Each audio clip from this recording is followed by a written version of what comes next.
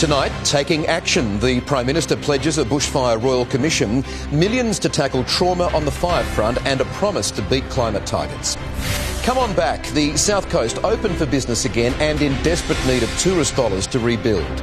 But the smoke haze returns, covering Sydney, and with it, updated health warnings and new unexpected asthma patients. $1 million, the mega reward to solve the mystery disappearance of a long-lost little girl. Crisis talks with the Queen, Meghan to dial in from Canada, as Prince Harry faces his family to talk terms of separation. Everything must go, the extraordinary sale as a major Myer store closes its doors.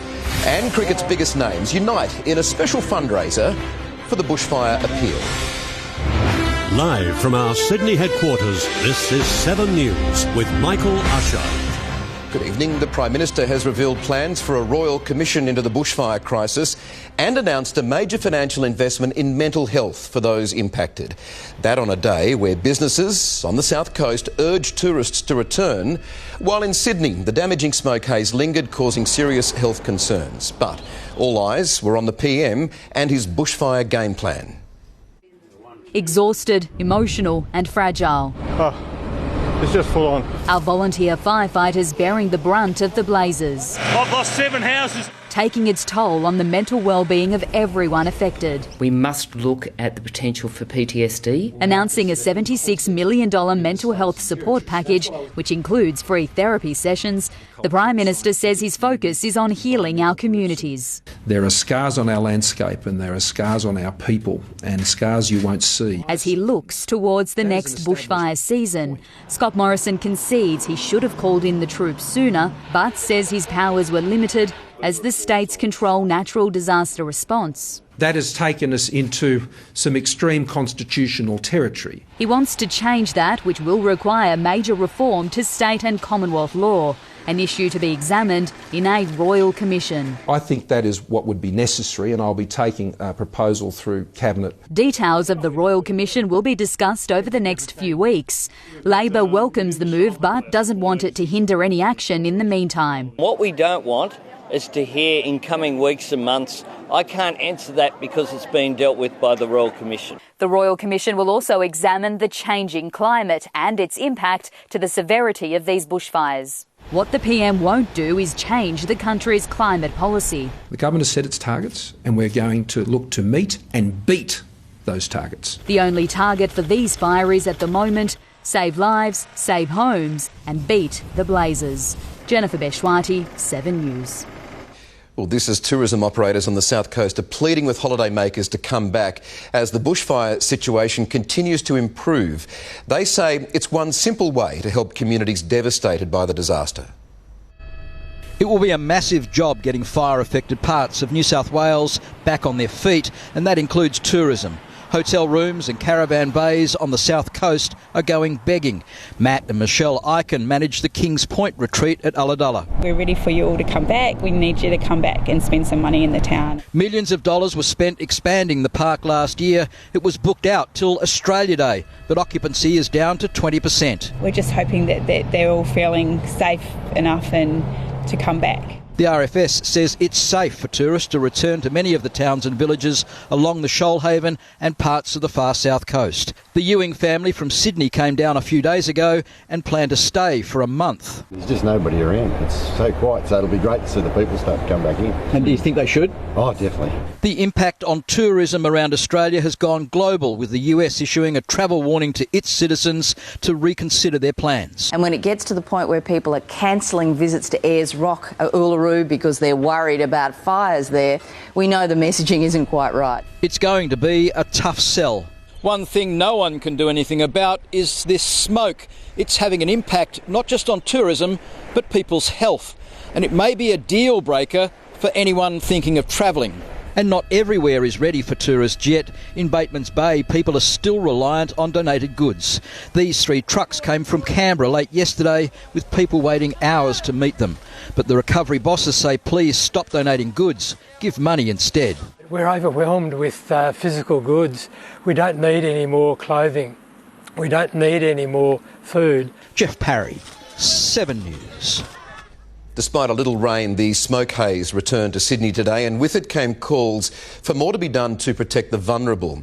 Better monitoring of dangerous particles in the air, just one idea, as health authorities warn people with no history of asthma are now presenting with symptoms. This smiling face, a sobering reminder the bushfire smoke can kill. 19-year-old Courtney Partridge McLennan died of an asthma attack in the middle of the night. It happened so fast she was found with Ventolin and her phone on her bed. Her family says she was not a severe asthmatic, and hers is not the only life lost. A gentleman in his 40s suffered an asthma attack and subsequently went into cardiac arrest. Unfortunately, this gentleman passed away. As hazardous haze today returned to Sydney, doctors have warned no one is safe. We're now starting to see people who have not previously been diagnosed with asthma actually coming in to see us with symptoms of asthma. Air quality again reached dangerous levels. Liverpool more than 200 points higher than what's deemed hazardous. Chullora and Campbelltown not far behind. Goulburn with the state's worst air. Heavy cloud cover helping it stick around. Asthma Australia now calling for better monitoring of our air quality in real time, with the number of ambulance call-outs for the condition dramatically higher than the same time last year. In the first week of January 2020, there was an increase of about 17% for respiratory cases, and that is quite phenomenal. The health system strapped, something which our system has not previously planned for. And a potentially lingering crisis for years to come. Serena Andaloro, 7 News. Veteran firefighter Bill Slade has been named as the latest victim of Victoria's bushfire crisis. The 60-year-old father of two was hit by a falling tree, helping to contain a fire that was at Anglers Rest near Omeo. Dad's left such a mark on so many people. He walks down the street of day where he works and everyone says g'day, and he knows everyone's best mates with everyone. The family just built around him. He was an amazing man. I loved him. In November, he was honoured for his 40 years of service. Well, sports stars continue to rally around those affected by the bushfire crisis, with cricket's biggest names to play in a charity match on February 8. Test greats Ricky Ponting and Shane Warne will captain the teams, with all the proceeds going to the Red Cross bushfire appeal. Three of our all-time greatest cricketers, Ricky Ponting, Alex Blackwell and Shane Warne, all coming together for one very special cause. The public giving and what they've been able to do through the last month has been outstanding anyway, but it's just another way for them to get involved and give back and help the game of cricket give back. The Bushfire Cricket Bash will see Ponting's 11 take on a side skippered by Warne. The match will feature champions of the game. Langer, Gilchrist, Brett Lee are confirmed, and it's hoped international stars will also play. The call has also gone out to the entertainment industry and sports stars from other codes to be part of the fundraiser.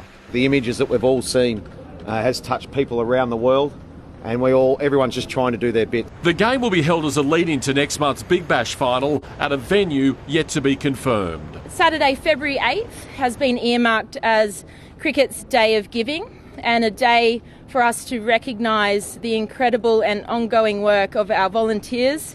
It was also announced Cricket Australia and state associations will fund employees to volunteer for up to 3 days to support recovery efforts. Warne is still buzzing after his baggy green was sold for $1 million to the Commonwealth Bank, with all proceeds going to the bushfire appeal.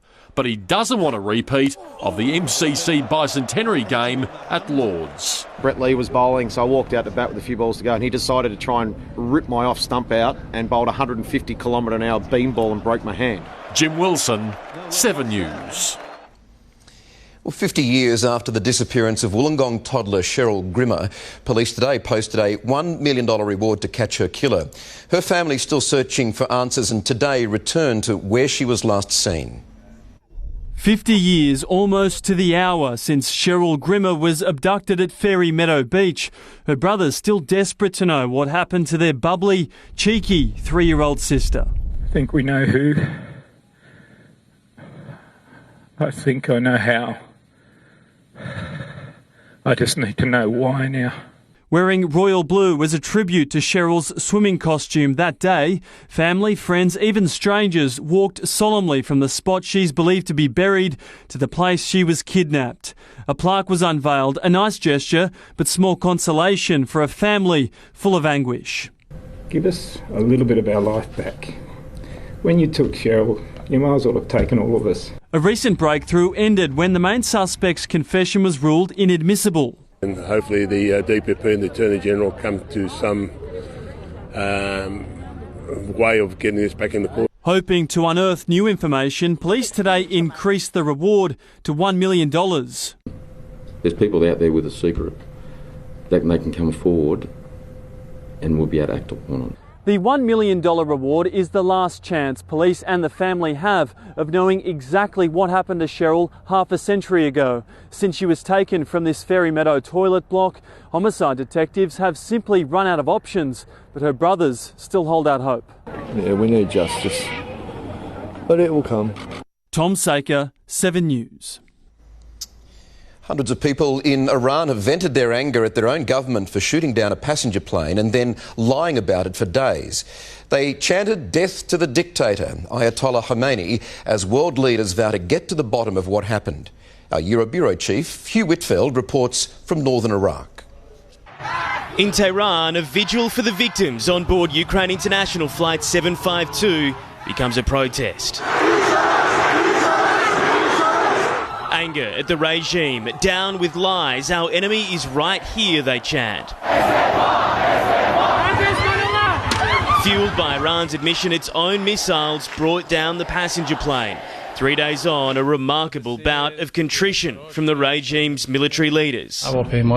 When I confirmed what had happened, I really wished I could die myself. I said that I wished I could die, so not to witness such an event. The commander claims he asked for flights to be grounded as Iran fired missiles at US military posts in Iraq, but the request was refused. Tehran is adamant it was a mistake, claiming the error was made while its defences were on high alert. The airline says it wasn't warned of an imminent threat. If they are shooting somewhere, from somewhere, they are obliged to close the airport. Ukraine's president said the perpetrators will be punished, tweeting, "We expect Iran to bring those responsible to justice, return the bodies, pay compensation and issue an official apology." The Canadian Prime Minister said he was outraged and furious. Canada will not rest until we get the accountability, justice and closure that the families deserve. Justin Trudeau says he's unsure whether it really was an accident. Only 3 Canadian officials have been granted visas so far to take part in the investigation. And today, the first look inside the damage caused to US facilities here in Iraq after Iran's missile attacks. Revenge, it says, for the killing of General Qasem Soleimani. A CNN crew gaining access to the bombed Al-Assad airbase. These used to be living quarters. No American lives have been lost, but the standoff between Iran and the West has proven costly. Let's go to Hugh Whitfield now, who's in Iraq. Hugh, good evening. There's been a response to these uprisings from Donald Trump.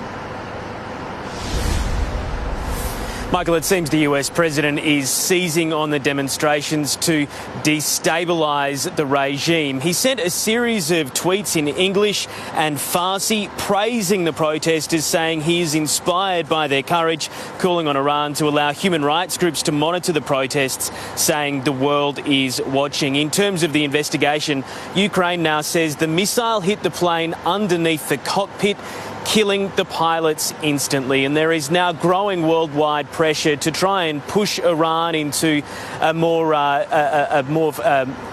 transparent investigation. That will begin with the black boxes. They are headed for experts in France. Michael. Hugh Whitfield in Iraq, thank you for that tonight.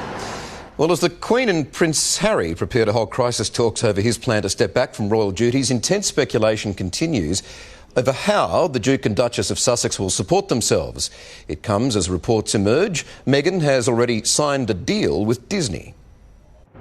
Were the Duke and Duchess of Sussex already planning to split from the royal family last July when they attended the London premiere of Disney movie The Lion King? Prince Harry captured on camera cornering the Disney boss. You know she does voiceovers, Harry says, pointing to Meghan. Oh, really? Did you know that? You seem surprised, Harry continues. She's really interested. Perhaps that moment swung a new job for Meghan, who's reportedly signed a contract for Disney. Voiceover work in return for a donation to an elephant protection charity. Where the couple will live with baby Archie and how they'll support themselves are key questions to be answered at the Royal Summit on Monday.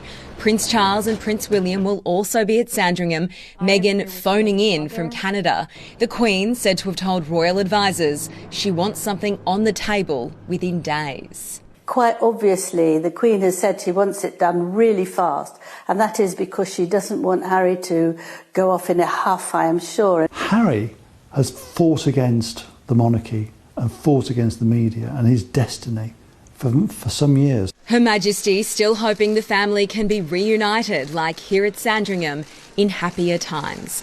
In London, Sarah Greenolge, 7 News. A drone scare has forced prison authorities to move George Pell to a more secure prison. Tegan Doling's been following the developments in Melbourne. Joins us now. Tegan, good evening. The disgraced Cardinal, he's now being housed with some of our state's most dangerous prisoners. Yeah, well, Michael, George Pell was being held here at the maximum security Melbourne Assessment Prison, as he's actually classed as a high-profile prisoner. He was convicted last year of molesting choir boys. Now, we know he's spending a lot of time out of his cell and in the prison garden. Corrections Victoria has confirmed a drone was seen hovering over the prison yard on Thursday. The 78-year-old has now been moved to Barwon Prison, and that's where Victoria's most dangerous criminals are kept.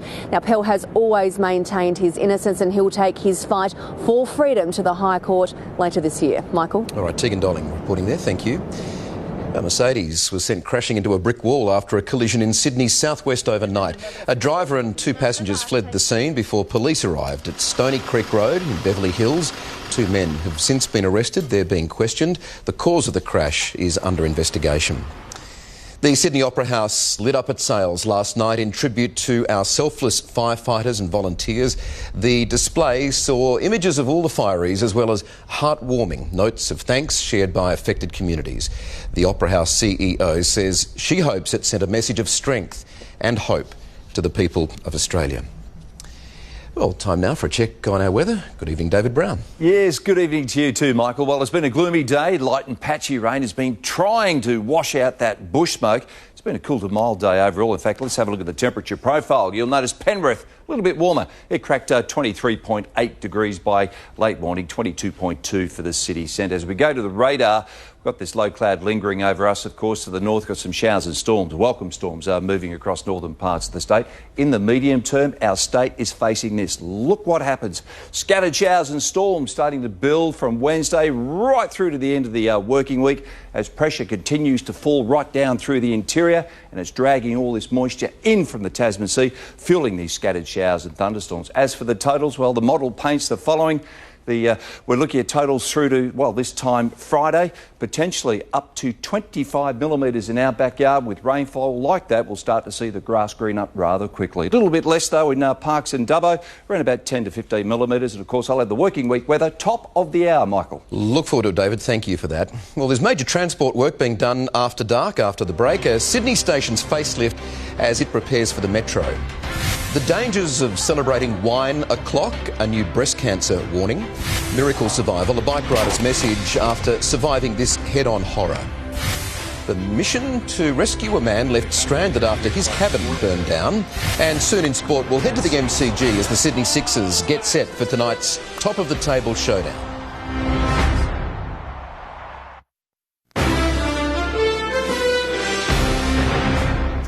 Some signs of progress at Sydenham Station with the framework for the roof of the new pedestrian concourse hoisted into place.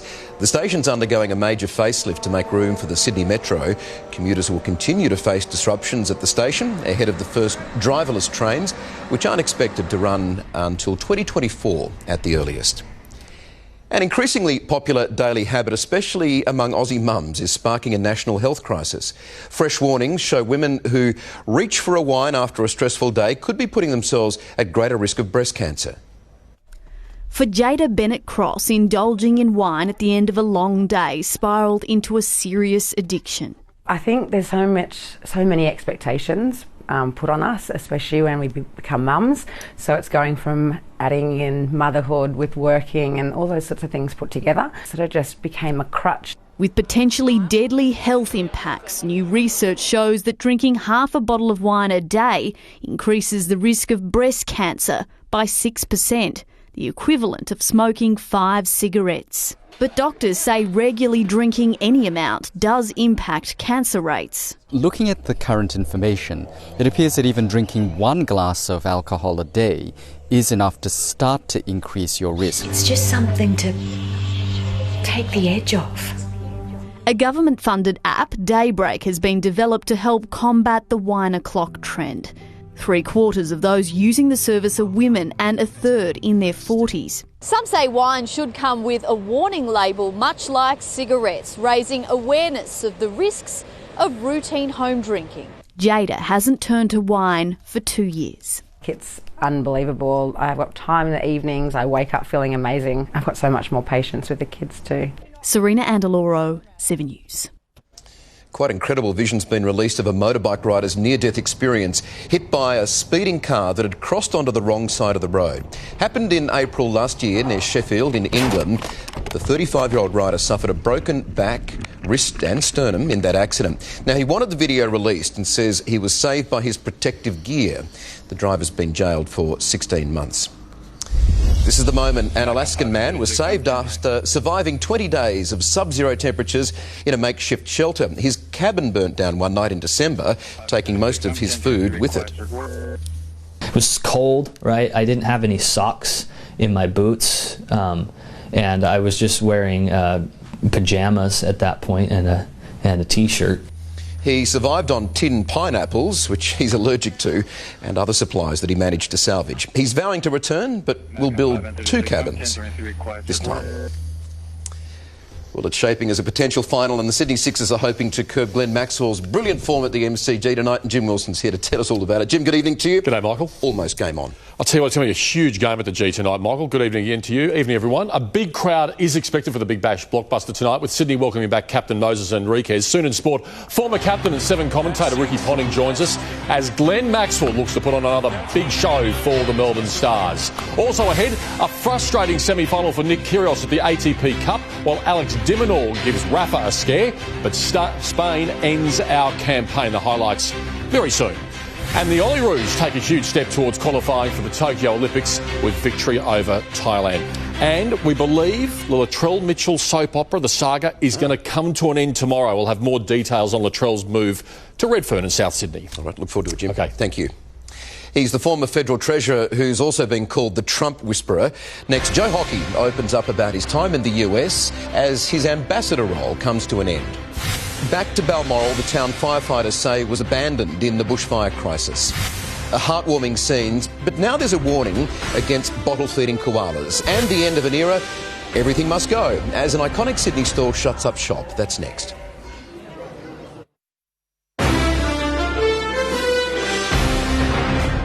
The town of Balmoral was virtually wiped out by bushfires, and now the local RFS captain is speaking out. Brendan O'Connor says they were abandoned by fire bosses who used computer modelling rather than local knowledge to predict where the fires would hit. At the Balmoral fire shed today, there was plenty to smile about. The Fijian Indian community from Sydney's west were hosting a traditional feast for firefighters. Fireys, thank you. A round of applause. Happier times for a village recently dragged through hell by bushfires. Many people are still struggling with so many different things. It's really sad to see, to be honest. Including Balmoral's fire captain, unhappy with the RFS handling of the emergency here. To be abandoned, which is the only way we can say we were treated. With fire in the area, he says pleas for backburning went unheeded. All resources were pulled out of our village. Our brigade was asked to leave our village as well. which I refused. He says Balmoral wasn't regarded at risk. Eventually, 20 homes were lost. Very disappointed. I'm still struggling to understand a lot of decisions made, including insufficient hazard reduction. There was 18 years of growth out there. They just left us open. Fighting bushfires has become highly sophisticated, often computer-based. But in Balmoral, they say local knowledge is key. They claim ignoring it here came at a cost. For a little village trying to pull back together. In Balmoral, Chris Marr, 7 News. A wildlife shelter has issued an urgent warning against feeding koalas water from a bottle. Now, experts say when a koala takes in too much water from a high angle, it can get into their lungs and cause pneumonia, which can be fatal. It's considered the best job in the public service, an ambassadorship to the United States. But for Joe Hockey, Donald Trump's presidency brought a whole new set of challenges. The former Treasurer is now reflecting on his time in Washington as he prepares to leave that post, giving 7 News an exclusive look inside his life, inside Trump's America. Perched high on a hill in another nation's capital sits a familiar flag and a very familiar face. Colder than Canberra. Yeah. This 4-storey mansion has been Joe Hockey's home for 4 years. Of course, at various times governments have thought about selling the properties. I can imagine. So Treasurer's trying to get some cash. Treasurer's trying to get some cash, exactly. But the official residence has never seen an ambassador or a president quite like this. Everything stays in these 4 walls, and it's like cabinet. Yeah, that's right. The former Treasurer has been credited with spearheading Australia's approach to the New World Order. Are you the Trump whisperer?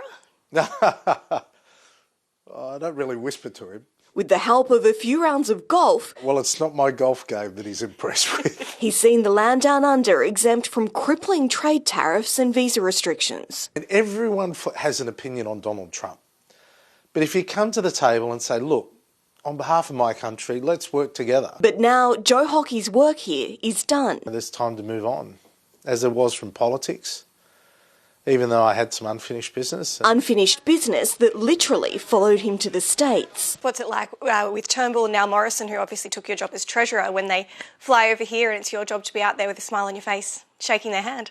Well, look, you know, I said when I left Parliament, I'm putting my country first. Have you forgiven him for the spill? I'd move on. I have to move on. I think looking back with a dark heart is cancerous for your future. Well, the President's made Joe Hockey's time here in DC more interesting and sometimes more challenging. The ambassador says Australians shouldn't be surprised if Donald Trump's still in the White House by the end of the year. I would never underestimate Donald Trump. Future estimations will be a problem for his successor, former Liberal frontbencher Arthur Sinodinos. Is there a rule book anymore that you can pass on, or has it been thrown out the window? There's no rule book. The Hockeys will stick to DC for now. My main concern is some of the accents. They roll their R's. But will always call Australia home. Aussies will always come up and say, "G'day, Joe," and I really like that. I mean, I miss that. In Washington, DC, Amelia Brace, 7 News. Shoppers took advantage of an extraordinary sale at Myer in Hornsby today before it closed for good. The retail giant is aiming to reverse a slide in sales and profits by reducing floor space and reconfiguring its remaining stores. Empty shelves, lifeless shop floors. Myer a shell of itself after 40 years at Westfield Hornsby, flogging off slim pickings to bargain hunters. Good Italian leather shoes, full price 200 something for $23. It's sort of people picking through the last sort of death throes of it really, which is a shame. We took a photo next to the kids with a sign that said things down to $2. That's really sad, end of an era. The retail giant has called time on this store as part of cost-cutting measures. Myer are really struggling, as are David Jones, as are department stores worldwide. We're trying to work out how to be relevant to consumers. The struggle too much for collapsed department store Harris Scarfe closing 21 stores and women's wear retailer Bardot shutting 58. Myer is expected to announce its plans to downsize and reconfigure a number of its stores nationwide in March. Retail analysts believe up to 15 stores could close for good when their leases, like this one, run out. The question is, what will shopping centres fill the huge voids with? Myers, David Jones, for many, many years have been the anchors. Shopping centres will do a number of things. Give it to competitors, probably cut it up, dismember it into much smaller sizes. Jessica Ridley, 7 News. The giant tortoise you're about to meet is credited with helping save his species.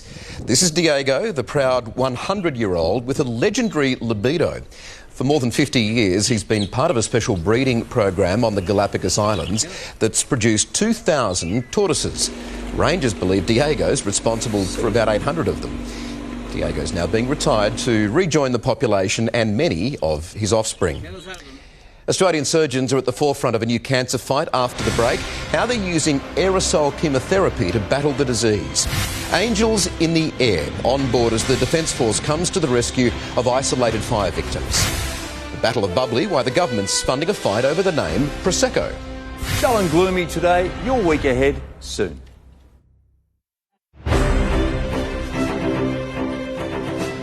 A man found with more than 80 MDMA tablets is among 3 festival goers in Sydney charged with drug supply. Police found a further 50 MDMA tablets on another woman and a 21-year-old with both MDMA and cocaine. The arrests come as amnesty bins continue to be rolled out in response to an inquest into drug-related deaths at festivals. Australia stepped up its fight to keep the name Prosecco for the popular sparkling wine, putting a cork in Europe's push to take it.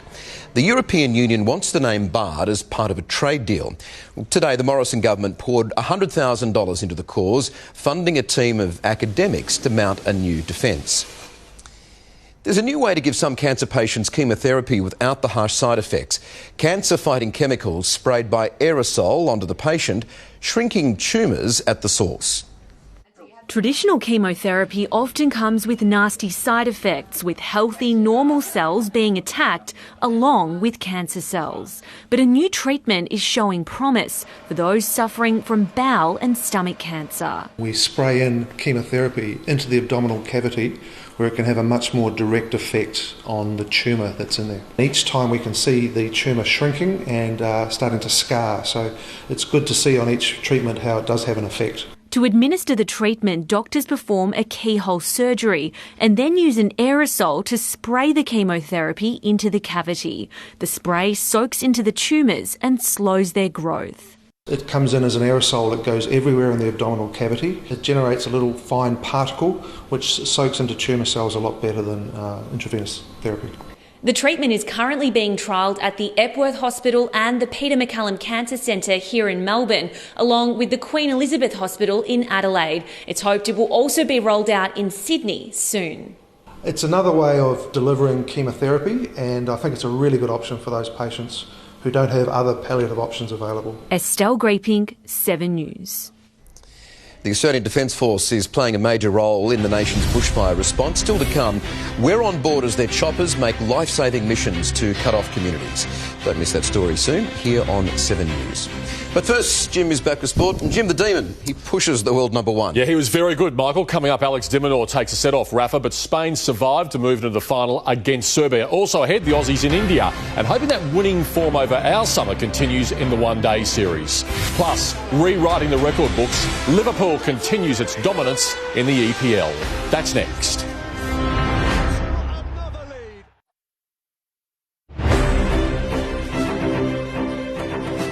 Welcome back, everyone. He's widely regarded as Tim Paine's successor in waiting as Australian wicketkeeper, but Alex Carey's taking nothing for granted. The 28-year-old isn't expecting to earn his first baggy green cap anytime soon after Paine guided the Aussies to an unbeaten Test summer.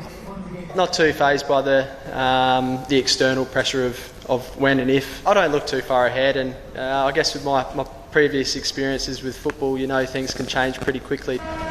Carey played for the GWS Giants but got delisted before the club debuted in the AFL. The one-day series against India begins in Mumbai on Tuesday night. The Sydney Thunder is back on track for a Big Bash finals berth after a 4-wicket victory over the Hobart Hurricanes at Sydney Olympic Park last night. Chasing 163, Usman Khawaja and Alex Hales shared a 96-run opening stand. Alex Ross got the Thunder home with 2 balls to spare, snapping a 3-match losing streak. And it gets through. It's a win for the Thunder. The first one here at the Showgrounds this season. And Alex Ross does it. Clinical. At Optus Stadium, Mitch Marsh reminded Aussie selectors that he can be a T20 match winner. Test star James Pattinson was among those to cop savage punishment as Marsh clubbed 93 not out from 41 balls for the Perth Scorchers against the Brisbane Heat. It included 8 sixes. The Scorchers won by 34 runs. The Sydney Sixers need to find a way to counter the genius of Glenn Maxwell in tonight's top-of-the-table clash against the Melbourne Stars. Ricky Ponting and Jason Richardson are at the MCG. The Big Bash arrives tonight at the MCG, and it's the Melbourne Stars versus the Sydney Sixers. And Ricky Ponting, this is going to be some game. Top of the table versus second place, and having the Melbourne Stars been very impressive. They won 5 games in a row on the back of some Glenn Maxwell heroics, it's got to be said. He's made 3 half-centuries in the tournament, coming off a magnificent 83 off 45 against the Renegades on Friday night. He's making batting look so simple, isn't he? He's changed his game. He's bizarre to watch. Bizarre to watch. 7 sixes, I reckon. 8 sixes he might have hit the other night. He's changed his stance, but he's striking the ball as cleanly as I've ever seen him before in his life. So there should be fireworks again tonight here at the MCG. He'll be tested by the Sixers, though. Tom Curran's in good form. Tom Curran's in great form, and Moses Enriquez comes back. So all in all adds up to what should be a great contest. The action will be red hot right here at the G tonight. Yeah, bring this on. We'll go live to the MCG straight after 7 News for the top-of-the-table blockbuster. Rafa Nadal had a backhanded compliment for Alex de Minaur as Australia's ATP Cup run ended last night. Nick Kyrgios battled frustrations but says playing for the Aussie team brought out his best that he'll struggle to find again this summer. The Nick Kyrgios we hadn't seen yet this summer reappeared, repeatedly venting at Team Australia, frustrated by Spain's methodical world number 10 Roberto Bautista-Agut. He's got an internal battle happening at the moment, Nick. At 2-all in the second, a contentious let call on break point broke him. And that might be it for Nick Kyrgios. Spain took a 1-0 lead in the semi-final. Then we saw the other Kyrgios, the one who prompted Sport's rally for bushfires, riding every point as Alex de Minaur took on Rafael Nadal. Oh, he made it! The 20-year-old demon had Rafa on the ropes up a set at 5-all. He plays with a lot of passion, sometimes even too much. But the world number 1 recovered to send Spain to a showdown with Serbia and his old foe Novak Djokovic. This is not a singles competition, this is a team competition. Without his team, Kyrgios says he'll struggle to care about playing for himself at the Australian Open. There were party poopers in Brisbane.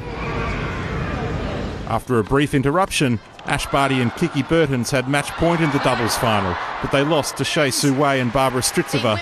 But always, Aussie Ash is a class act. With everything that's been going on in Australia, the way that everyone's come together has been incredible, and all in all, I'm bloody proud to be an Aussie, so thank you very much. Serena Williams has followed the bushfire crisis closely from Auckland. So I decided at the beginning of the tournament, every match I played, I'd donate a dress, and I'd also donate all my prize money for a great cause, so thank you guys. It's roughly $62,000 after breaking a drought dating back to the 2017 Australian Open. Serena claimed her 73rd title with victory over Jessica Pegula, her first as a mum. Matt Carmichael, 7 News. The Olyroos have taken a huge step towards qualifying for the Tokyo Olympics. The Aussies lead their group at the Under-23 Championships after coming from behind to defeat host Thailand 2-1. Nick D'Agostino scored the equaliser, then copped a nasty boot to the face before slotting home the match winner. Goes back, chance here, 2-1 Australia, Nick D'Agostino again. The Olyroos need a top 3 finish to qualify for Tokyo.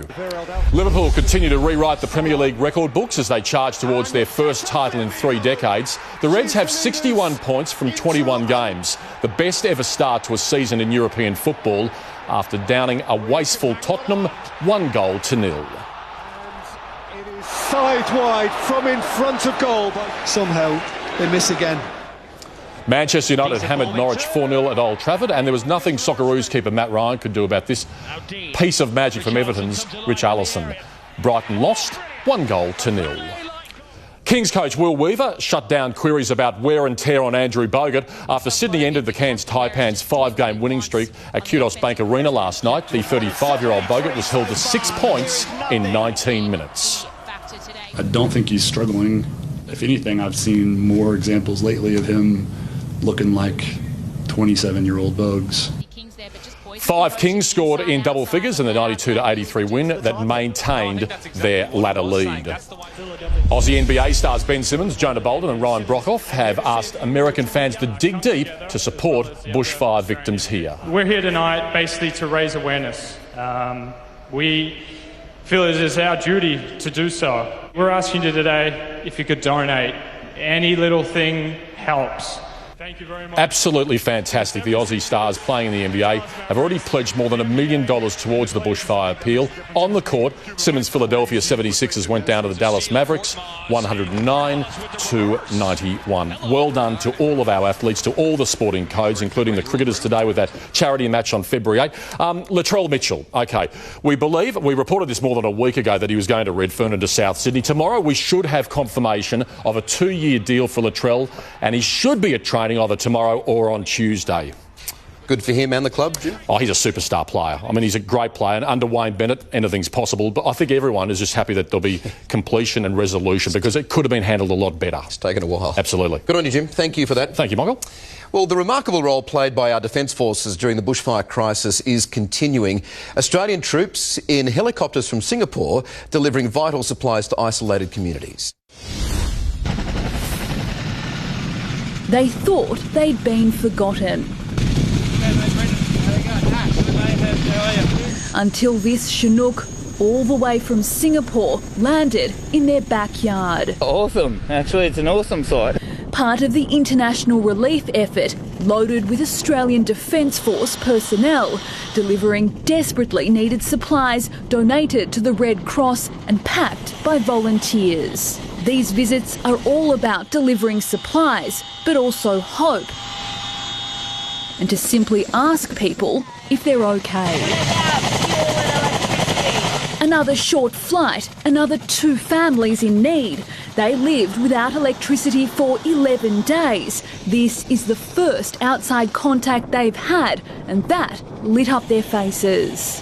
Because the power went out, we lost the telephones because they never had the power, so the batteries went flat. And it was getting desperate. Among our stranded, mothers and babies, teenagers and plenty of pets. It's been an ordeal, but during our time with them, they never complained. Oh, it's incredible, isn't it? You know, I've never met more of a bunch of tough people, and that just shows the Aussie strength. There's no end date for these flights. The ADF will simply keep delivering these supplies for as long as they're needed. Chanel Vella, 7 News. Well, David's back now and he has the very latest forecast. Brownie, it wasn't good out there. Another day of pretty poor air quality. Yeah, indeed, Michael, but that's all about the change, of course. Yes, the rains are coming. Local forecast straight after the break. Tonight's 7 News headlines. The Prime Minister's announced a $76 million mental health package for those impacted by the bushfire crisis. Smoke haze has again hit Sydney. Health authorities warning people with no history of asthma are now presenting with symptoms. And Test greats Ricky Ponting and Shane Warne will headline a bushfire benefit match to be played next month. Now, here's David Brown with Sydney's weather. Yes, thanks very much, Michael, and good evening. Well, this cloudy weather will see out the night and stick around for most of tomorrow. Unfortunately, yes, there will be more smoke too, this time mainly in the western half of Sydney, but some cleansing rains are in the wind. More on that in a moment. Today's temperature profile highlights only a small variation from low to high, 22.2 degrees at a little after 10 o'clock this morning. You'll notice it was a touch, well, more of the same. In fact, as you look right across the city, basically, see those light showers that have been streaming in today, all reported rainfall totals less than a millimetre. And of course the air was thick with bush smoke from time to time as these light showers mix that smoke down to the surface. Now some welcome rain and storms are rumbling across northern parts of our state this evening. Thanks to this meandering low pressure trough. Tomorrow, a different story. You'll notice that trough is moving further inland. It's moving away from this valuable moisture source that's streaming in from the Tasman Sea.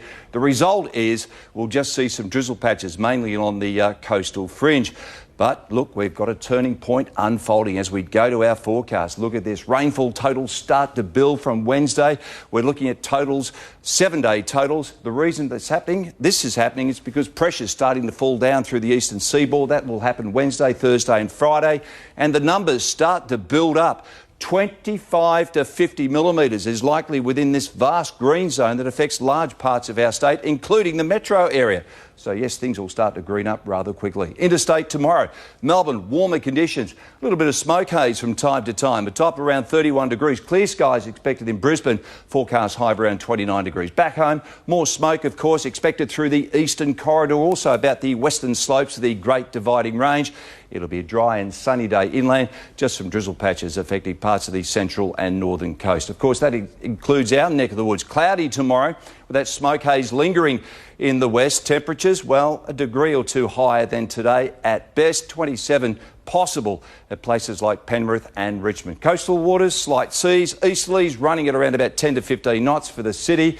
The cloudy weather rolls on. I think we might see a little bit of light drizzle first thing, and a forecast top around 25 degrees. Might see some sunny breaks around about late afternoon. Let's move on to that 7-day outlook now. Sunny on Tuesday, and it's starting to warm up. Low 30s in our west. A similar day should unfold on Wednesday. Thursday, game changer. Scattered showers and storms developing probably around about mid-afternoon, with more afternoon showers and storms to take us into the weekend. So that's latest weather. Jim and Michael. Good to see that rain, Brownie, no doubt about it. All right, thank you.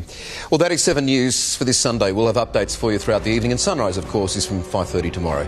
I'm Michael Usher from all the team here. Thank you so much for your company. Have a terrific night.